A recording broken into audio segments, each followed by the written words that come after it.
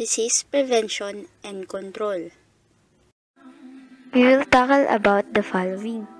What is disease prevention and control? Types of disease prevention and control. What will happen if certain diseases are not prevented? Importance of disease prevention and control, and examples of acute and chronic diseases and how are they prevented.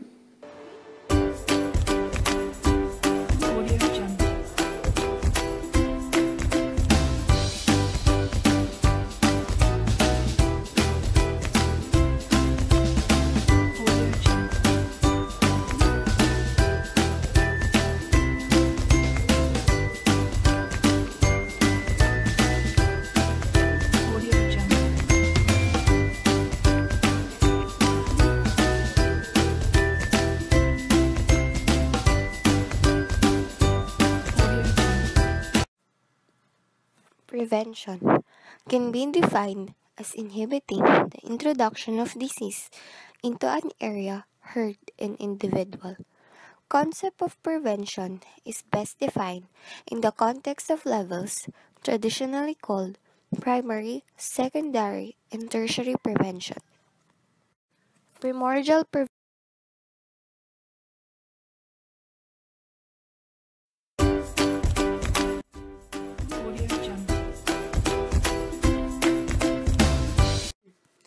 Control.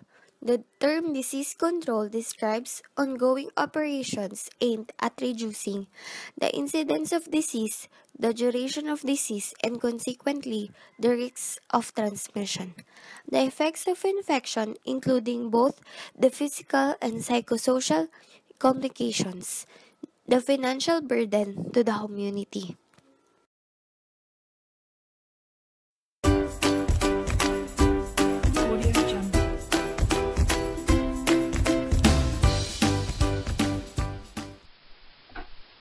Levels of disease prevention and control. Levels include primordial prevention, primary prevention, secondary prevention, and tertiary prevention.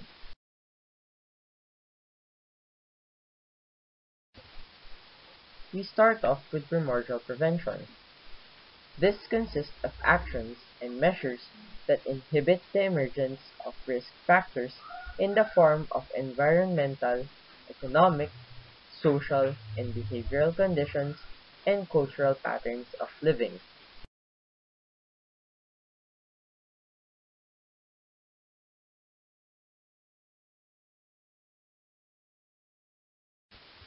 Primordial prevention is also the prevention of the emergence or development of risk factors in countries or population groups in which they have not yet appeared.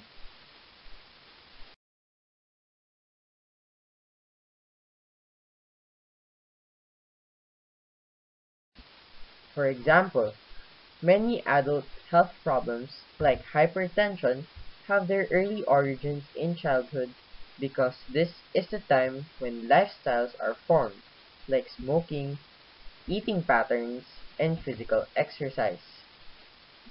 In primordial prevention, efforts are directed towards discouraging children from adopting harmful lifestyles.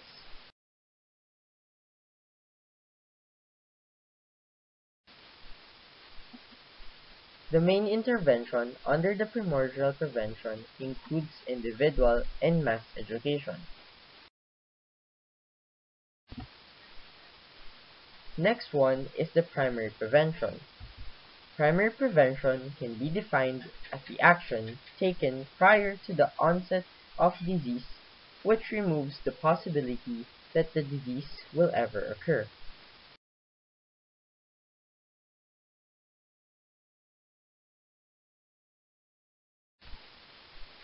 Primary prevention may be accomplished by measures of health and specific protection. Primary prevention may be accomplished by measures of health promotion and specific protection. It includes the concept of positive health, which is a concept that encourages achievement and maintenance of an acceptable level of health that will enable every individual to lead a socially and economically productive life.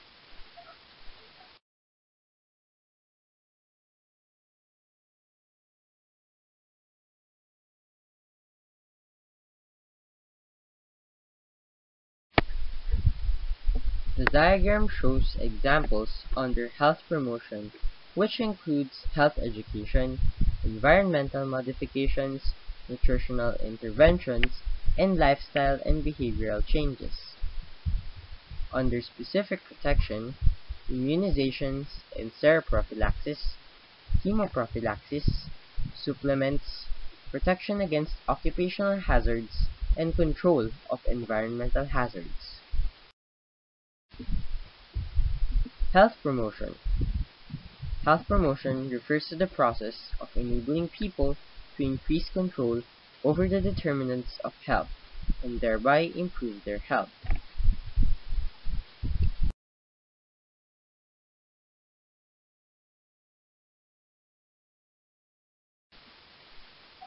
We now then discuss the approaches of primary prevention. The World Health Organization has recommended the following approaches for the primary prevention of chronic diseases where the risk factors are established. Appropriate. The World Health Organization has recommended the following approaches for the primary prevention of chronic diseases where the risk factors are established. Approaches include the population strategy and high-risk strategy. Population strategy is directed at the whole population irrespective of individual risk levels. An example includes the small reduction of serum cholesterol in a population would produce a large reduction in the incidence of cardiovascular disease.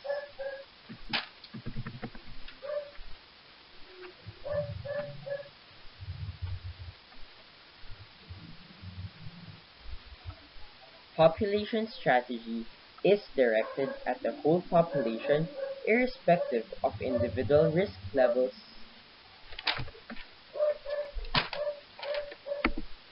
Population strategy is directed at the whole population irrespective of individual risk levels.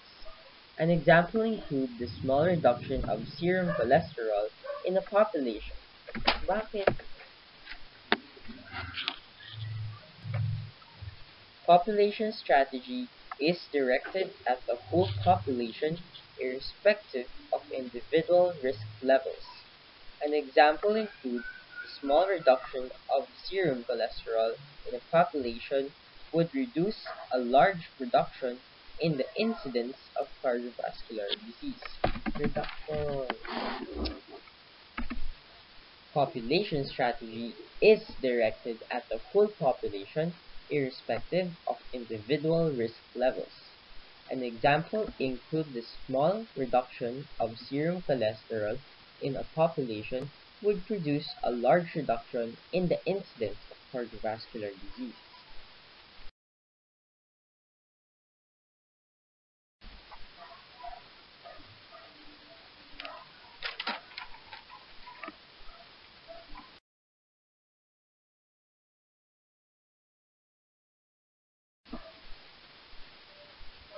For treatment, diagnosis, and treatment.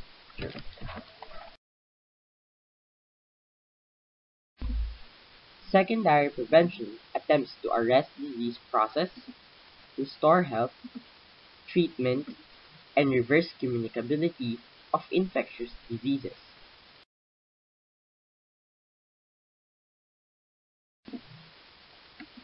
It thus protects others from acquiring the infection and thus provides at once secondary prevention for the infected ones and primary prevention for their potential contacts. Tertiary prevention. Tertiary prevention is used when disease process has already advanced beyond its early stages. It also includes the measures available to reduce or limit impairments and disabilities and to promote the patient's adjustment to irremediable conditions. Intervention under the tertiary prevention includes disability limitation and rehabilitation. This disability limitation provides us with this diagram, which shows the connection from acquiring the disease to impairment, disability, and finally being handicapped. Impairment. Impairment is any loss or abnormality of psychological, physiological, or anatomical structure or function.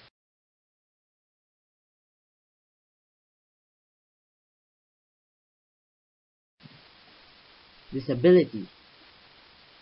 Disability is any restriction or lack of ability to perform an activity in the manner or within the range considered normal for the human being.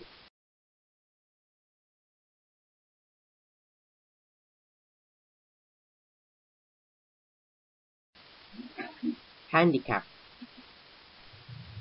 Handicap is a disadvantage for a given individual resulting from an impairment or disability that limits or prevents the fulfillment of a role in the community that is normal, depending on the age, sex, and social and cultural factors for that individual.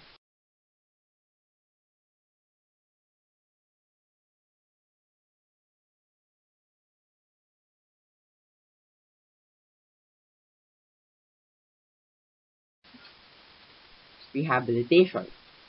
Rehabilitation is the combined and coordinated use of medical, social, educational, and vocational measures for training and retraining the individual to the highest possible level of functional ability.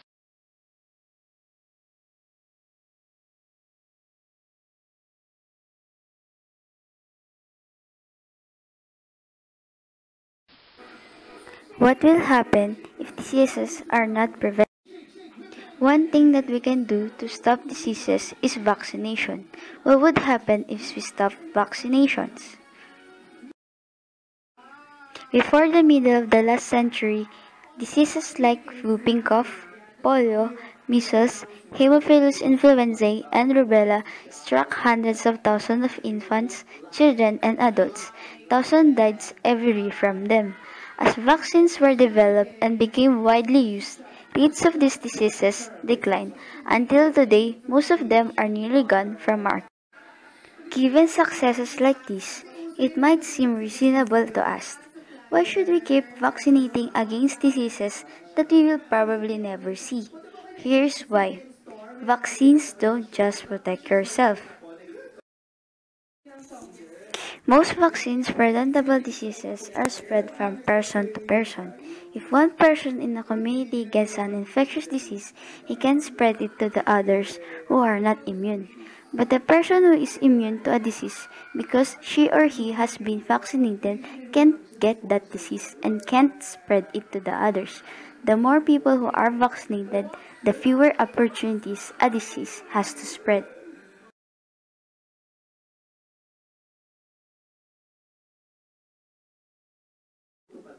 Disease haven't disappeared. Other countries like US has very low rates of vaccine preventable diseases, but this isn't true everywhere in the world, just like in the Philippines. Only one disease, which is smallpox, has been totally erased from the planet. Polio no longer occurs in other countries, but is still paralyzing children in several African countries. More than 350,000 cases of measles were reported from around the world in 2011 with outbreaks in the Pacific, Asia, Africa, and Europe.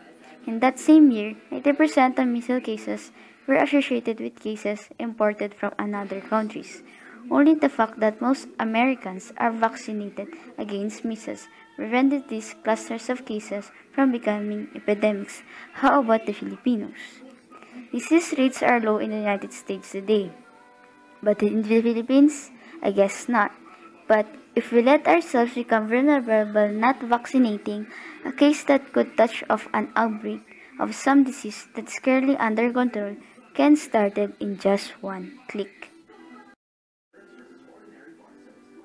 A final example, what could happen? We know that a disease that is apparently under control can suddenly return because we have seen it happen in countries like Japan, Australia, and Sweden. Here an example from Japan. In 1974, about 80% of Japanese children were getting pertussis or whooping cough vaccine. That year there were only 393 cases of whooping cough in the entire country, not a single pertussis-related death. Then immunization rates began to drop, until only about 10% of children were being vaccinated. In 1979, more than 13,000 people got whooping cough and 41 died. When routine vaccination was resumed, the disease numbers dropped again.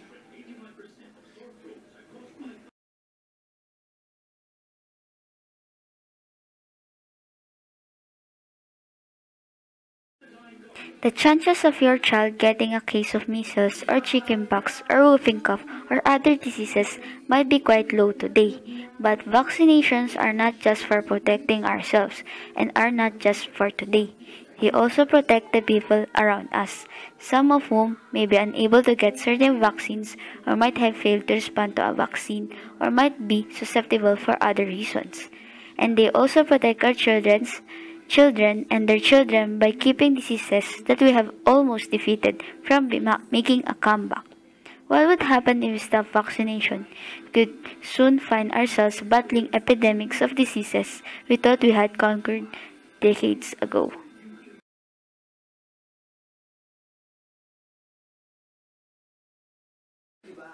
So, are you getting your vaccines or not? Your choice.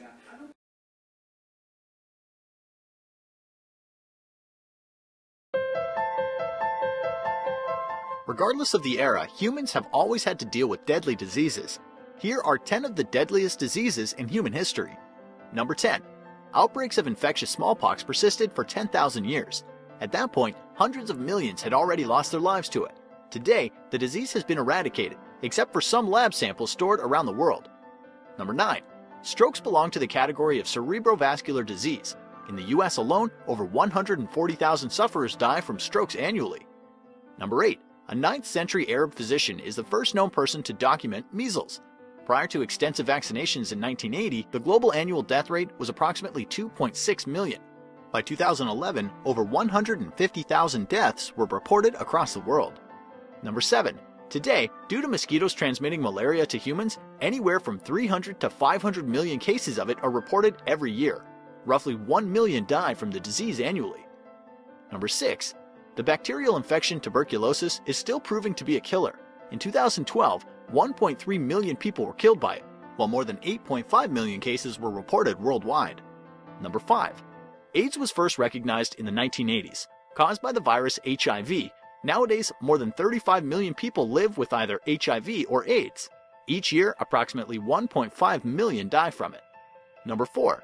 The bacterial disease typhus killed 3 million people in Russia alone over the course of only several years in the early 1900s. Number 3. Cancer. Recent research found signs of cancer in a Neanderthal rib bone. Today, cancer is killing about 7.6 million annually. Number 2. The pandemic called the Black Plague or Black Death struck around the mid-14th century for about 5 years and killed over 20 million Europeans.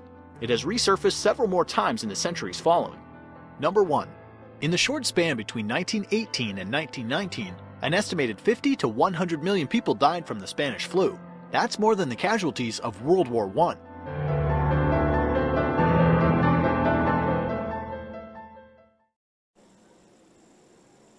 Examples of acute and chronic diseases and how are they prevented?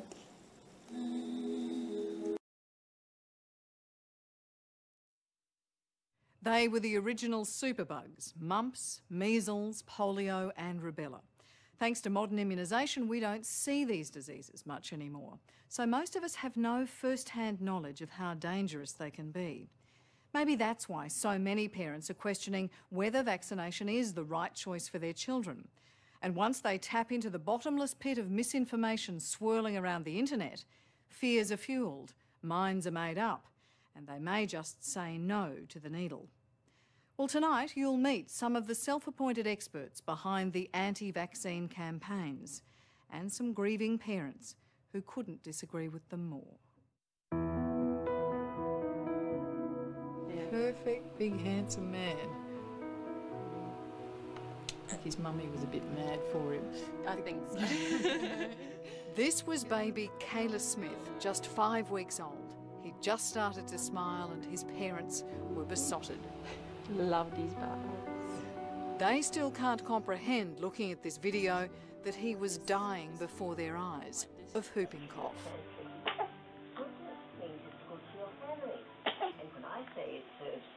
So this is the most important bit. That's what parents should be looking for, parents of newborns. Is that what you're saying? Just that little cough? Yeah, you wouldn't think anything of it. Jay and Roslyn want people to know what happened to their son Kalis. He was too young to be fully immunised, leaving him vulnerable to the sort of disease which plagued our grandparents and is still among us. He was given a death sentence. Yeah. Someone so young was given a death sentence. But try telling that to the anti-vaccine lobbyists, and this is what happens. I am walking out of this because this is a farce. But how about you put me in touch with those parents? I will ask them relevant questions to establish the whole medical history of these children, and then we shall see what they really died of. At 76, Dr. Vera Scheibner is the voice of authority in the anti-vaccine movement in Australia and around the world. It's ridiculous. And so how many documents are in this room? Well, it is more than 100,000 pages of medical papers. For 26 years now, she's been writing prolifically about the dangers of vaccines. It's a national treasure. Based on my extensive research of orthodox medical literature, I am totally against any vaccination.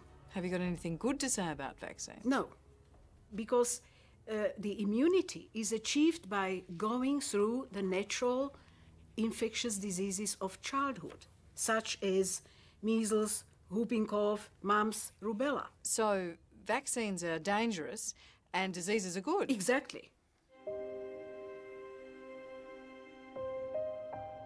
Kalis was born in February this year, a little brother for 2-year-old Shayla. He only died 7 weeks ago, and his parents are still reeling from how quickly whooping cough claimed his life and how little doctors could do about it.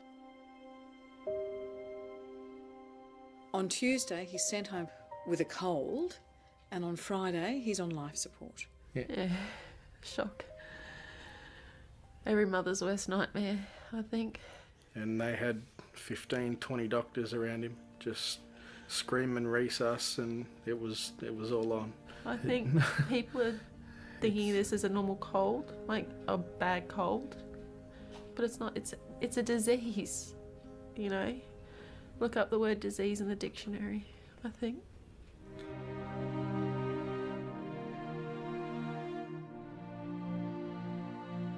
It's not so much the dictionary you need to consult, but the history books. The recent paralysis epidemic in South Australia brought most of the affected children to the wards of the Adelaide Children's Hospital. Vaccines have virtually wiped out polio, measles and mumps in Australia. They're so rare, today's doctors would struggle to diagnose them. So if a little kid turns up with measles in the waiting room out there, it's a surprise. That's right, that's right. And it's something that a lot of people just haven't seen. And yet, half a century on, Professor Peter McIntyre from the Children's Hospital at Westmead still has to argue the benefits of parents giving their kids the jab.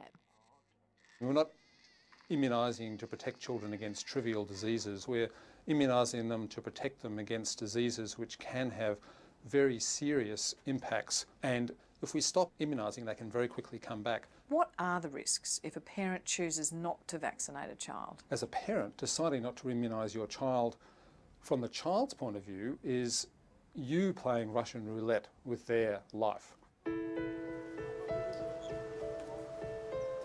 So tell me about these boys. Who's who? Connor's 12. Sydney mum Meredith Collins has heard all those dire warnings about the importance of vaccinations, but she's not convinced. Her eldest son had an adverse reaction to his first needles, and she hasn't been back with the other two. Wouldn't you rather err on the side of safety, though? I'm not willing to put my children or their health at risk with immunisations that I don't have any real evidence to say that they definitely work, when there are also inherent risks in immunisation. While Meredith's not a member of any anti-vaccine networks, it's striking that their ideas have penetrated all the way through to her in suburban Australia. I was concerned about the base of mercury and formaldehyde in immunisations. You're worried about mercury in these injections, but mainstream medical research says there is no risk from that mercury. There's more mercury in a tuna sandwich. Depending on who you're talking to. I mean, if it's a pharmaceutical company that's actually issuing the research, well then maybe, just maybe, they're releasing particular information to market that suits their purposes. I don't know. So when you look at the mainstream medical research that says things like this, you're worried there is a conspiracy? I'm not worried at all. I'm asking you the question, who funded that research? That's all I'm asking. Initially, they just took kidneys of wild monkeys and minced them. Working alongside Dr. Vera Scheibner is her friend Bronwyn Hancock.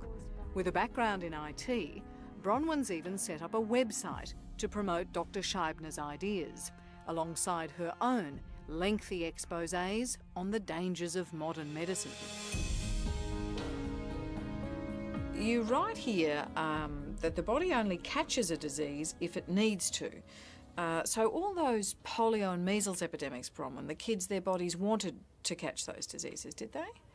There are benefits of diseases. Now, I say that with qualification because obviously diseases have to be well managed, and going through a disease is like us getting exercise. This is one of the reasons why it's good to get rubella as soon as possible so that you have immunity to it.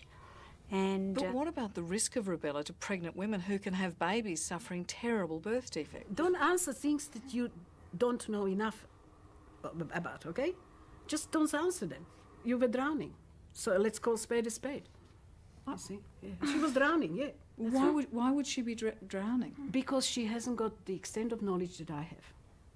Well, if she hasn't got the extensive knowledge, why on earth is she writing these articles on the website? Maybe you have a point there. Yes, that's right. Maybe you have a point there, okay? So just for clarity, you're not a medical doctor? I'm not a medical doctor, no. But I am a doctor of natural sciences. Am I right in thinking that, in fact, your expertise is in studying microfossils, little fossils? My expertise is in many areas. One of them was microscopic fossils. But actually, just for the record, you have no formal medical training. I wouldn't say that, because I did a course of nursing when I was young. But do you believe you know more than most doctors? Yes, I believe I know more than most doctors. Vera's adamant that her qualifications were earned in this very room. During the quarter of a century, she's spent diligently analysing medical journals.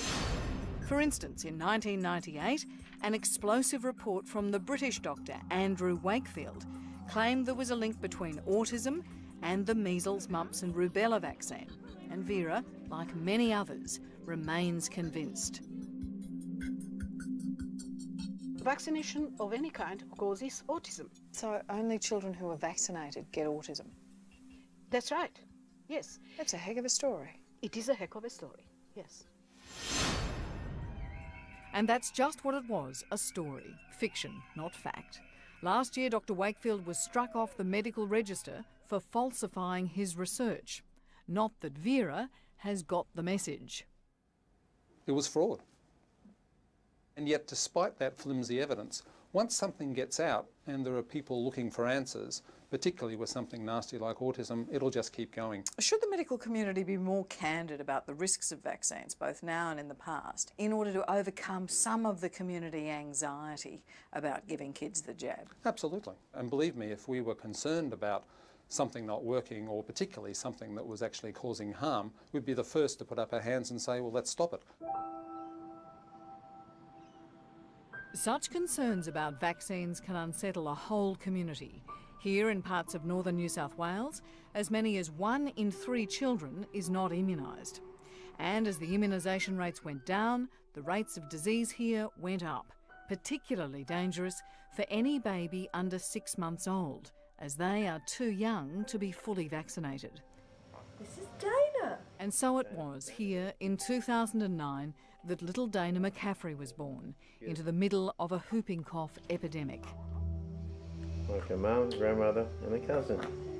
By the time the doctors worked out she was infected, it was too late.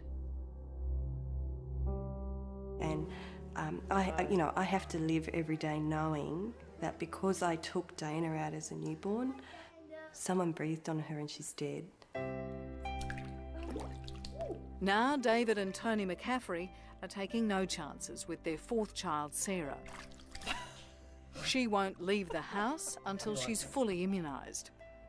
David's even off work as a teacher because 1 in 5 children at his school has tested positive for whooping cough. Are you comfortable with me being this close to Sarah without a mask? I am, because you've had the booster. The whooping cough. The whooping cough booster. Whereas Richard hasn't had the booster yet. Our cameraman. Yeah.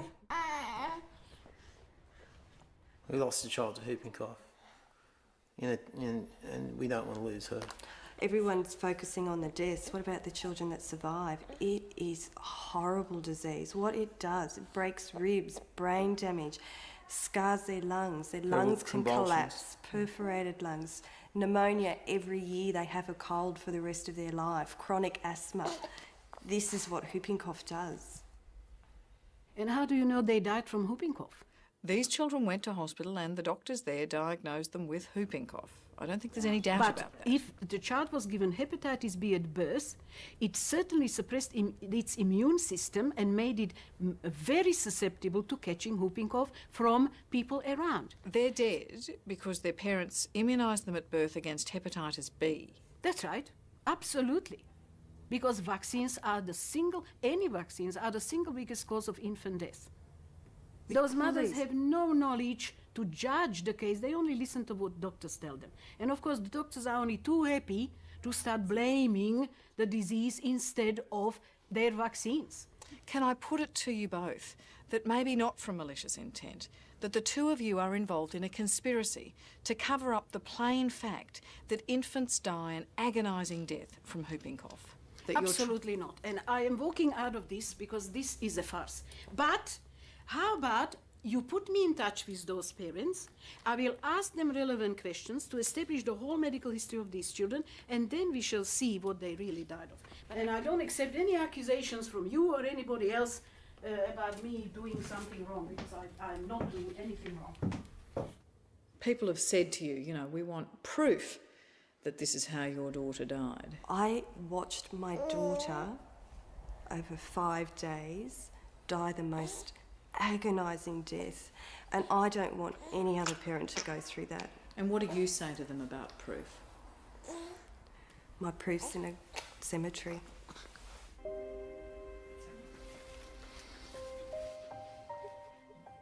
For the Smiths, their grief is still raw. They have learned the hardest way what our grandparents and great-grandparents knew, that childhood diseases can kill, and there's still no cure, only prevention. To see a child laying there from being perfectly healthy, just a little bit of a cold, to on full life support, knowing that he probably won't live, you won't get to touch him, you won't get to hear his cry, don't just smell him. To hear your baby cry, you don't, like, it's a beautiful thing. I just wish I could hear him cry again.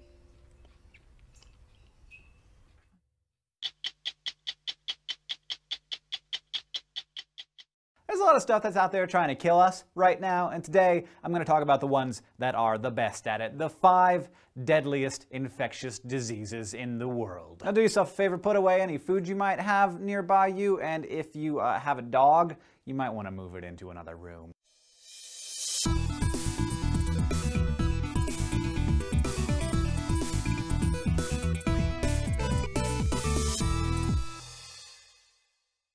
You might be tempted to say that the monstrous bastards I'm about to talk about right now are the deadliest organisms in the world, but that wouldn't really be true, because all of the diseases you're going to hear about today are caused by viruses, and as you know, viruses are just protein-covered scumbags full of nucleic acids, so they're not generally considered living things. But still, you gotta hand it to them, viruses have probably been around for at least tens of millions of years, and have managed to make a great living by ripping off our DNA like they're the frickin' Pirate Bay and using it to copy themselves and pretty much master our asses for as long as there have been warts. But I'm not talking about warts here, guys. It's much worse than that. I'm talking about the diseases with the highest known case fatality rates, which is how experts measure the deadliness of a disease. The percentage of people diagnosed with it who end up dying from it. Remember the Spanish flu? 1917 to 1918 killed like 30 million people worldwide and basically changed the course of modern history. That was a strain of a virus called H1N1, and it had a case fatality rate of like 10 to 20%. The viruses I'm talking about are so much deadlier by comparison that Spanish flu is basically not even worth calling in sick for. Take for instance Nipah,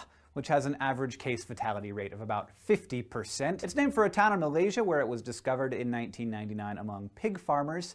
Seems a bunch of them started coming down with severe respiratory problems and inflammation of the brain that caused hallucinations and seizures, and not the good kinds. Wait, there's good kinds of seizures? Outbreaks soon followed in India and Bangladesh, this time among people who had eaten fruit that was tainted by bats that carried the virus. The death rate in some of these outbreaks was 100%, and there are no treatments or vaccines for the virus. But what's really pants-poopingly terrifying about Nipah is that it soon proved to be easily transmissible among humans. No pigs or bats or pig bats required. In 2001, there was an outbreak in the town of Siliguri in India, and 75% of those cases were traced back to people who had visited the local hospital. Just by being in that building, they got it. But hey, that doesn't affect you, right? Because odds are you're not a pig farmer, and you're also probably not watching from your home in Siliguri. Well, no doubt you've heard of H5N1. The virus formerly known as bird flu has been making the rounds, mainly in Asia and Europe, where it's often fatal to birds. Luckily, it's rarely contracted by people, and it's not very good at jumping from person to person.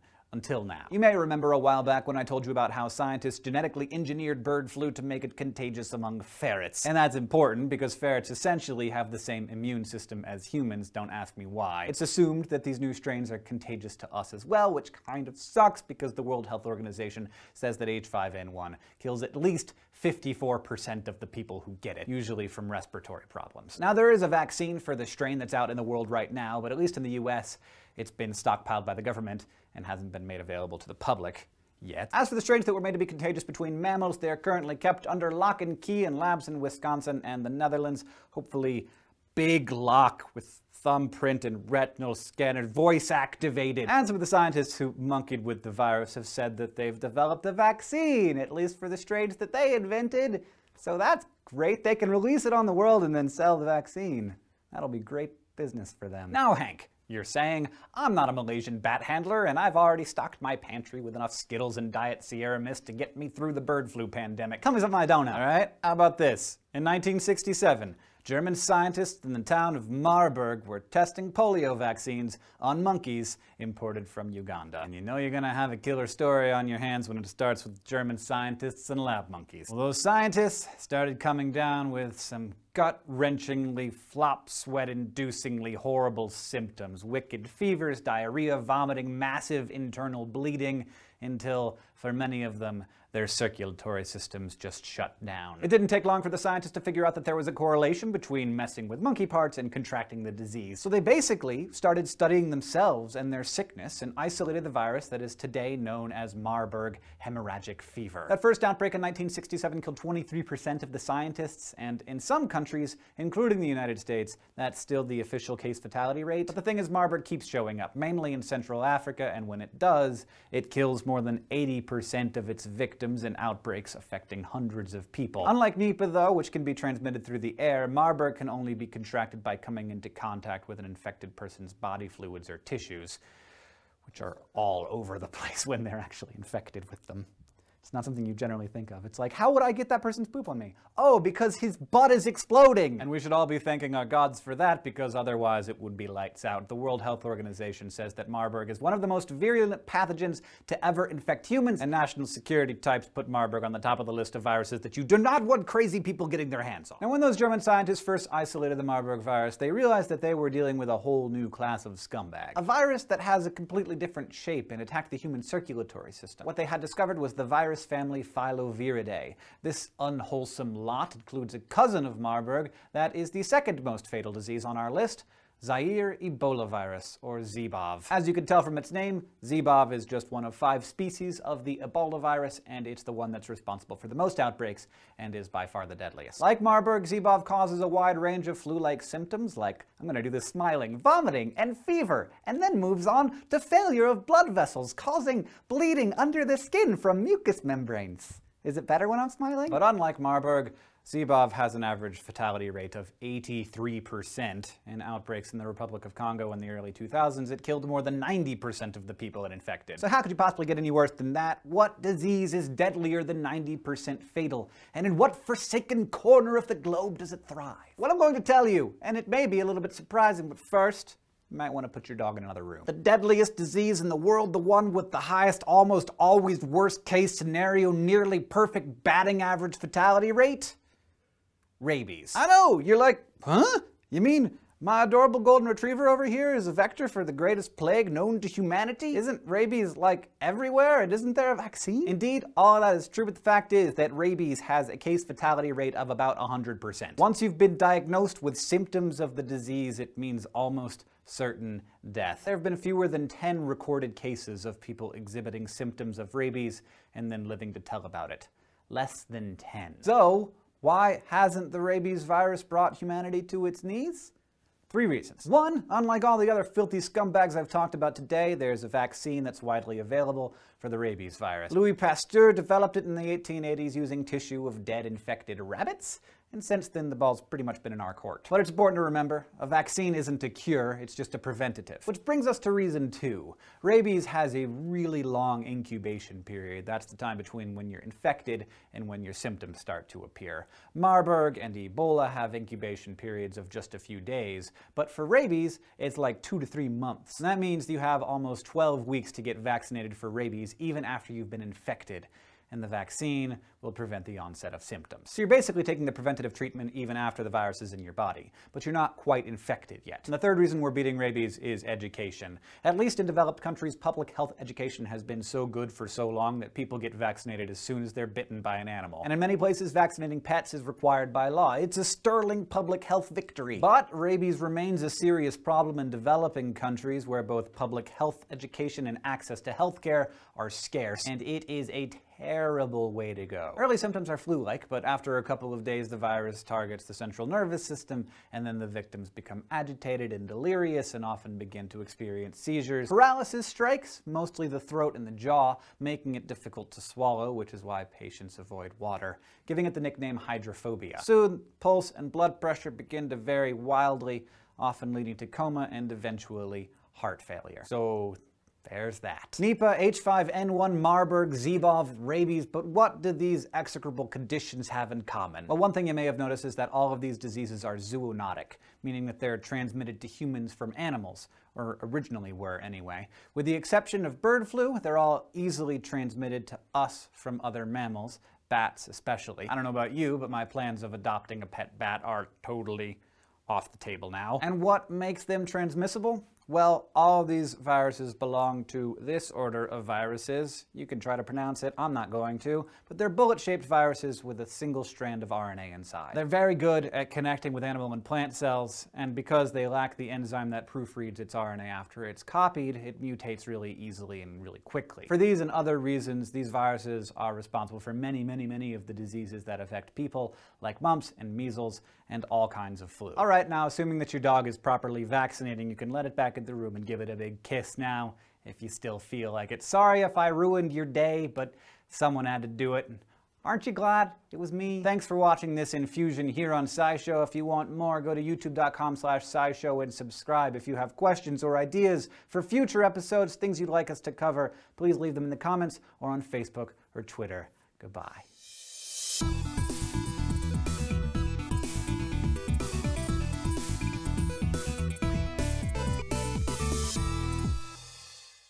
Communicable diseases are infectious diseases that may be transmitted from one organism to another. They usually involve some type of infectious organism, and that organism can enter the person or the animal through direct or indirect contact. There are 6 major types: viruses, bacteria, fungi, protozoan, rickettsia, and parasitic worms. We'll look at each one of those. First, with viruses. Of course, viruses are these unclassified bits of protein. They're thought to be the smallest known living thing. Hard to know whether for sure they're living, because viruses really do not eat or anything. They do multiply by using the cell itself and penetrating in it. There are lots of diseases caused by viruses: smallpox, measles, the cold. There's just a few of them. Here we see the virus on the left-hand side is a slide of influenza, the virus that affects the lungs and can cause pneumonia. And to the right we have the tobacco mosaic disease that can enter a tobacco plant and it just destroys their crop. Leaves turn brown, the plant dies. Bacteria. Bacteria comprise the largest group of plant pathogens. We consider them single-celled plants of microscopic size. Some examples that they can cause is tuberculosis, rheumatoid fever, scarlet fever, tetanus, diphtheria, and pneumonia. Here again we have some shapes, different forms of shapes of them, different types of them, and most of them of course occur in some colonies. Fungus. These are simple plant-causing diseases such as athlete's foot and ringworm. Here we have a good example of athlete's foot here. This is some extremes. This fungus, of course, they want things to be, of course, dark and moist environment in order for growth. And here we have jock itch, some examples of that. And then ringworm. Yes, ringworm is not a worm, it's caused by a fungus. Then protozoans are single-celled animals of microscopic size. They cause all sorts of diseases. The main disease that's associated with this, we call it dysentery. This is where, of course, you have vomiting and diarrhea. And of course the person will dehydrate, the dangers of those. Rickettsia. These are microorganisms carried by parasites. Many times we have ticks or fleas or lice carrying these diseases. Some good examples are typhus, Rocky Mountain spotted fever, and Lyme's disease. Here at the bottom you see Lyme's disease tick. They are very small, so you have to really check the body really closely if you're going to see those. And the far right hand bottom lower side, you see the bullseye shape. That's a bruise that's associated with Lyme's disease or someone receiving Lyme's disease. If this does happen on someone, they need to get to the doctor immediately. They need to have it treated before it goes into dormant. If it goes into dormant, then it can cause some serious other issues that can be long-term. Rocky Mountain spotted fever is usually a rash that causes it. So like the top right hand side, we see the hand there. Parasitic worms. These are multi-celled animals, usually infecting the digestive tract. We can prevent a lot of these by cooking our food thoroughly. Trichinosis, elephantitis is an example of them. Of course, we have the roundworms to the right here that you can get from an animal licking you in the mouth or face. And also not washing your hands. And then on the far left here is a very extreme case of a tapeworm that was found in a man's digestive tract. This is the world record. This is what the head of a tapeworm would look like. They actually just absorb your nutrients through their skin. They just bury that head in the intestine lining, and the suckers there, they hold on there and suck with the blood, and then they just absorb from then on your nutrients. Here we have the head of a hookworm, and they live in your digestive tract, and they just keep using those teeth and feed off the blood, your blood in there. They'll cause extreme sores and pains along the digestive tract. These are the stages of a communicable disease. The first thing that's going to happen is the infection will enter into your body. When it enters your body, it goes through a period of incubation. During this period of time, you will not know that you're sick. The virus or the virus, bacteria, or whatever it is, has to replicate itself several times until it gets to the point it starts affecting you in some way. When it first starts, you feel the effects of it. It's called the prodromal stage. That's kind of like when you go to bed at night and you think, man, I think I'm going to get sick, but you're not really sick.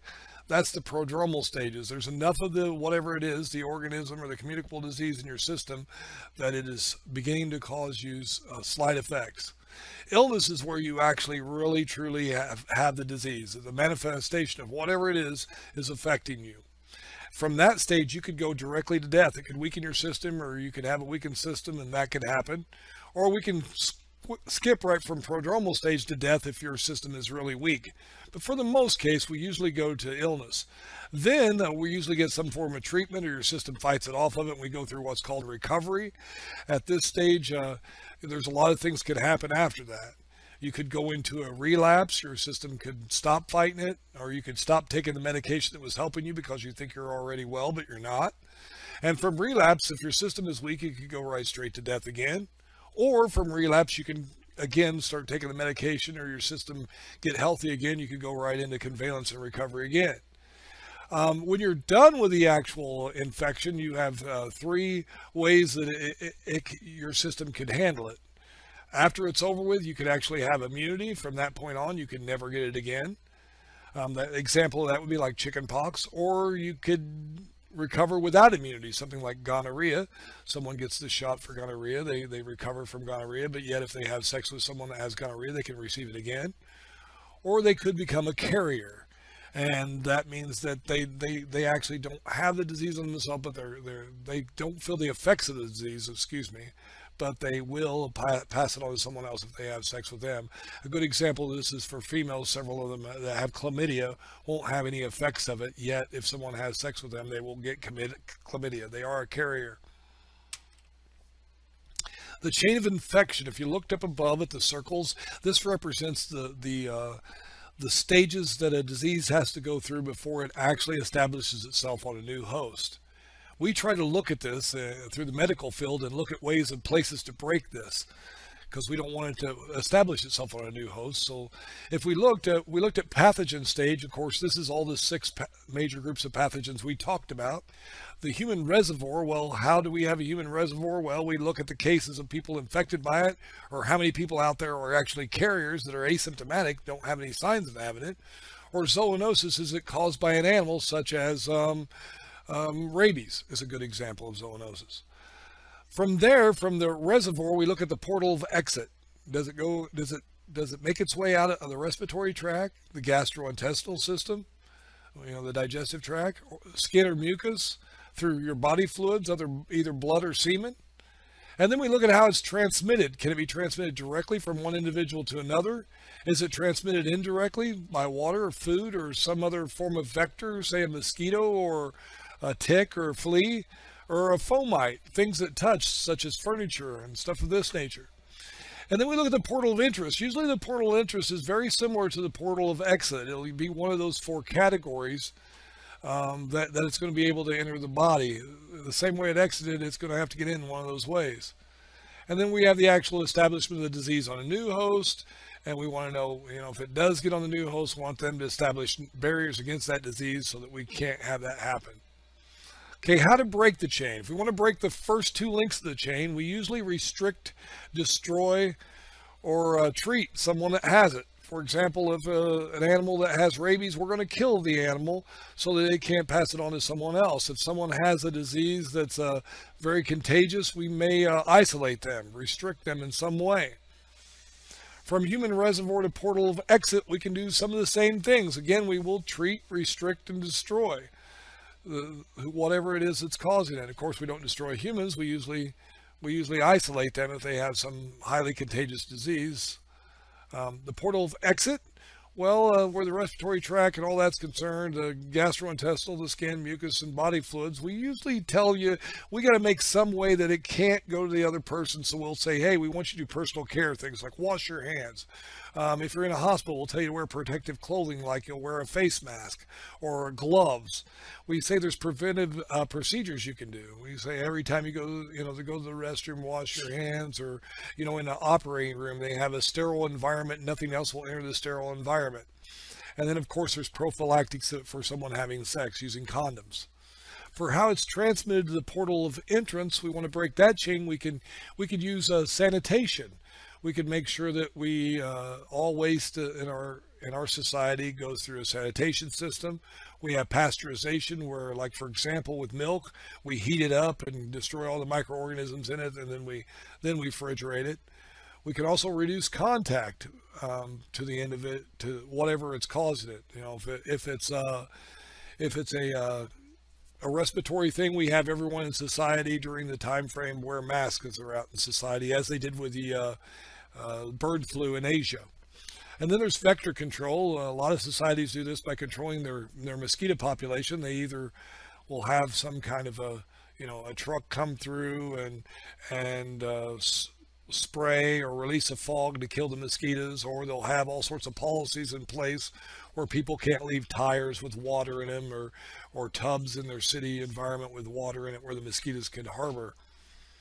Where the portal of interest and establishment of the disease on new holes, we want to break it there.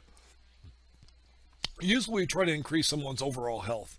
We do that by encouraging exercise, and making sure that they eat right, their immune system as strong as it could be, and we tell them to decrease all the risk factors that would weaken their immune system. We can also do this through education, as we're doing right now with you, by giving you all these means of helping you understand where you can break a chain of infection.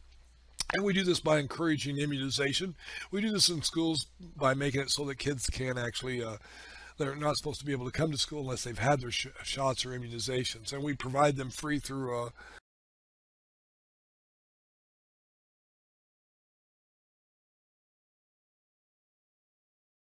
Go. I'm German Dumunyo. Two questions.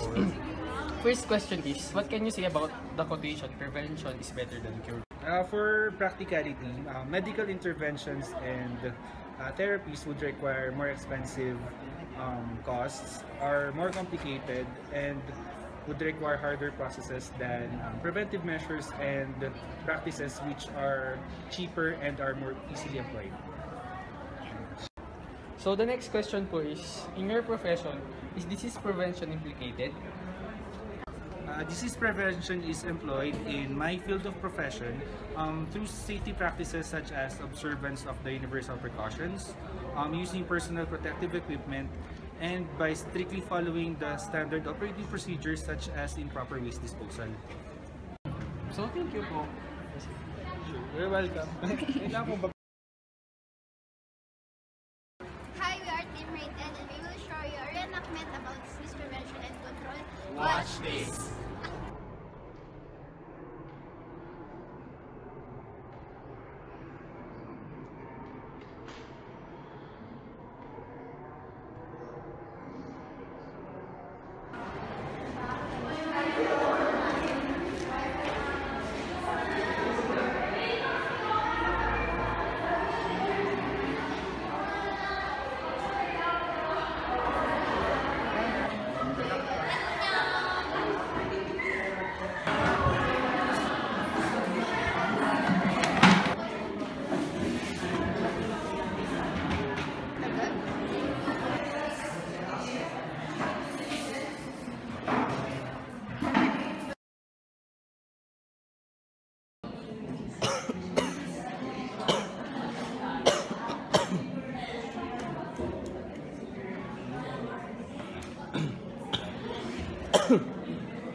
Hey, are you okay?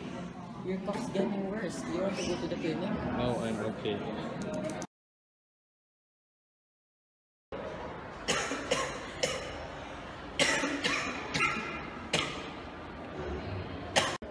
Are you alright? Have you already seen a doctor? You recovered from the persistent disease last week. No, I don't have time for the doctor. Hey, it's our exam day and we only have 10 minutes before our class. Where is Dale? I will text you. Don't bother. Don't bother. Wait, no need. He's already calling me. Hello, bro? Oh. Okay. Okay. Well, excuse the example. Yes. See you later. Visit.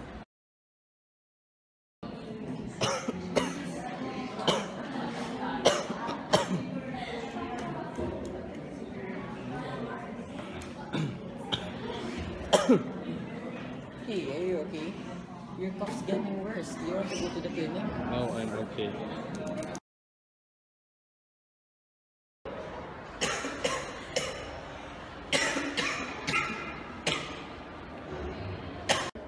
Are you alright? Have you already seen a doctor? Your cough has been persistent since last week. No, I don't have time for the doctor. Hey, it's our exam day and we only have 10 minutes before our class. Where is Dale? I will text you. Don't bother. Wait, no need. He's already calling me. Hello, bro? Oh. Okay. Okay. Well, excuse the example. Yes. See you later. Visit. Bye, Leo. Let's go to the hospital. Magkano pa mas kayo? I don't know.